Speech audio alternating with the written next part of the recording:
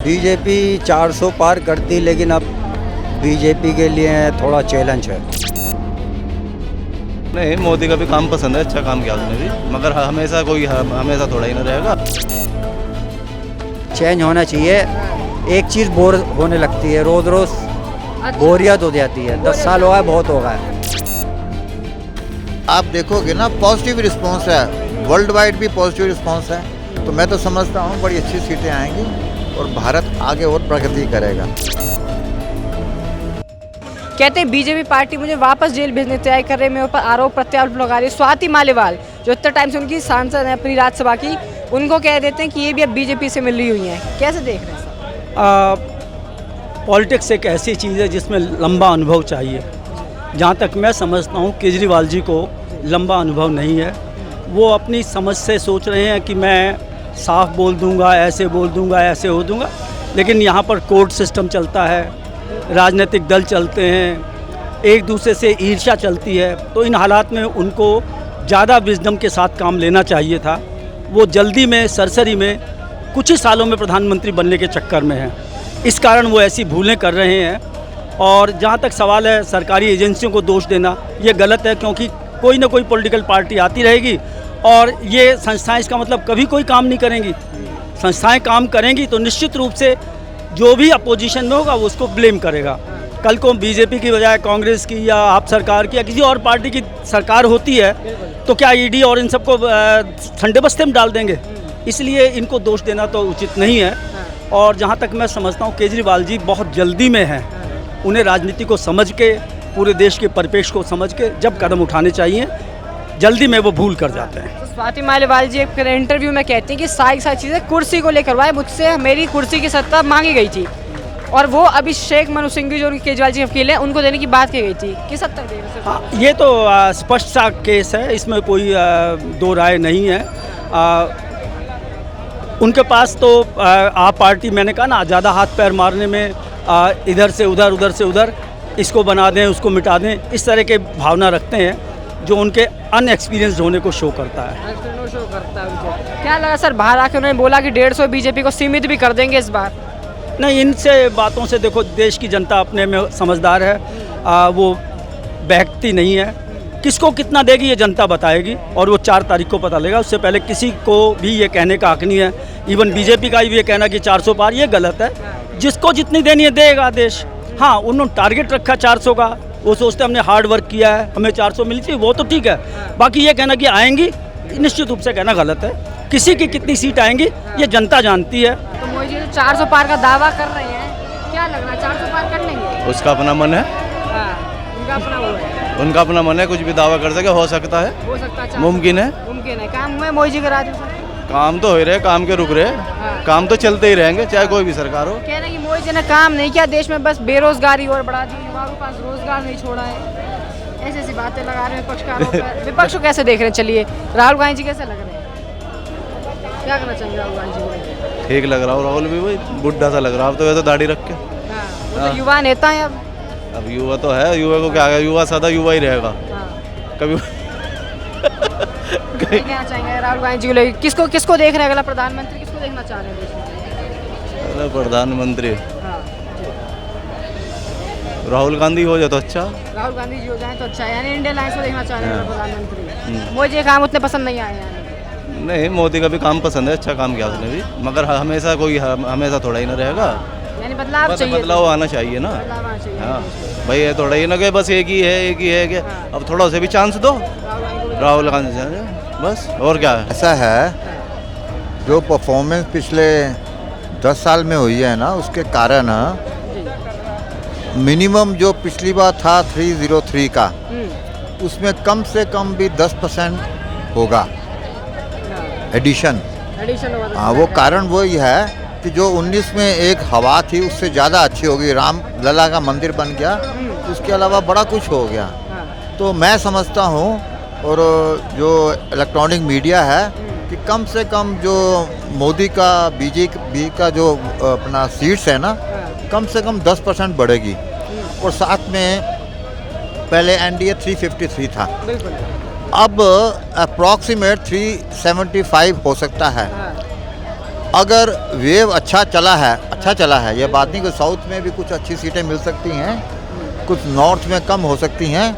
Round about 375 to 380 तक seats आराम से आ जाएंगी। परफॉर्मेंस के ऊपर है, सारा कुछ है।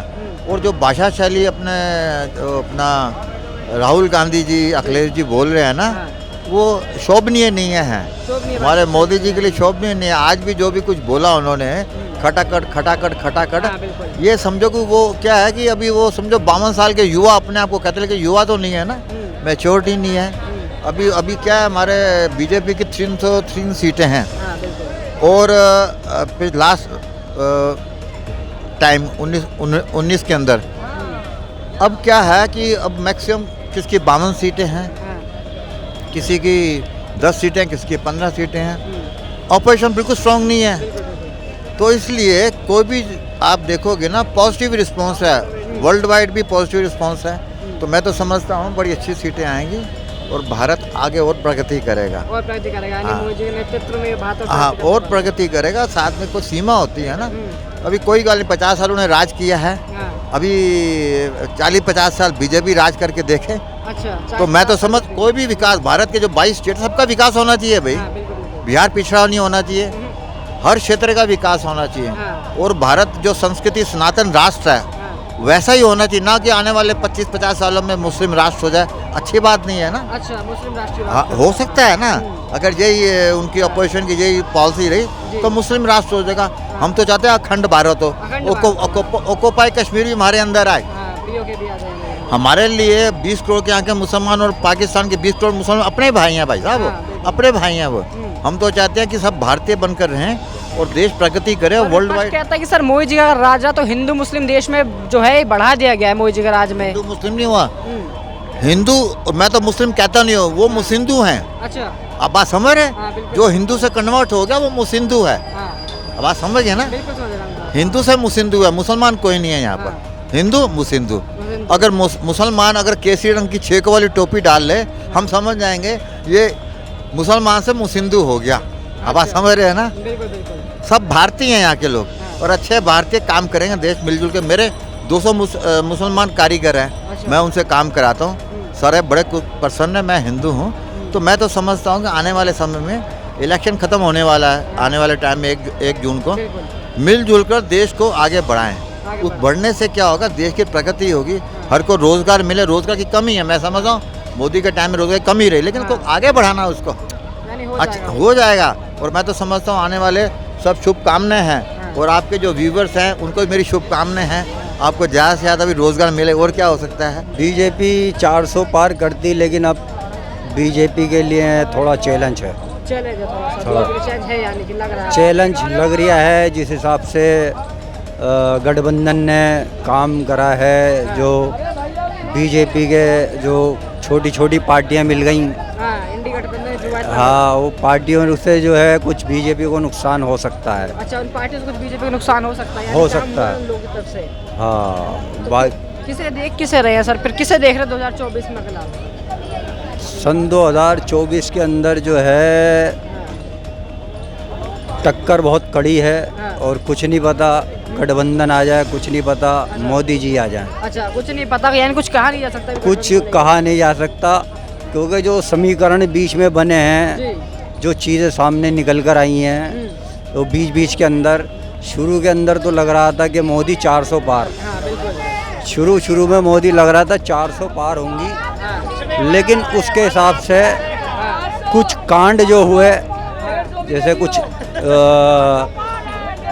कलकत्ता वो इधर कर्नाटक के अंदर उधर, हाँ, वहाँ पे जो कांड हुए और वो उनकी अश्लील वीडियो और क्या कहते हैं उसमें कई मंत्री जो है शामिल थे, तो उससे एक मैसेज गया। अब वो मैसेज बीजेपी के लिए हाँ सही नहीं हुआ, यानी बीजेपी का थोड़ा सा काम खराब कर सकता है। तो क्या लग रहा है जो मोदी को वोट पड़ रहे हैं विकास के नाम पे पड़ रहे हैं या फिर राम मंदिर के नाम पे? भाई मोदी जी को जो वोट पड़ रहे हैं वो जो उन्होंने मंदिर बनाया है, मंदिर की वजह से वोट पड़ रहे हैं। जो उन्होंने दफ़ा 370 है उसकी वजह से वोट पड़ रहा है। और जो 3 तलाक है उसकी वजह से भी वोट बढ़ रहा है, और बहुत सारी चीज़ें मोदी जी ने करी हैं उसकी वजह से मोदी जी को। चलिए सर, अंतिम सवाल पूछते हैं, आप किसे पसंद कर रहे हैं, किसे देखना चाहेंगे अगला प्रधानमंत्री? वैसे चेंजिंग होनी चाहिए, क्योंकि चेंज होना चाहिए।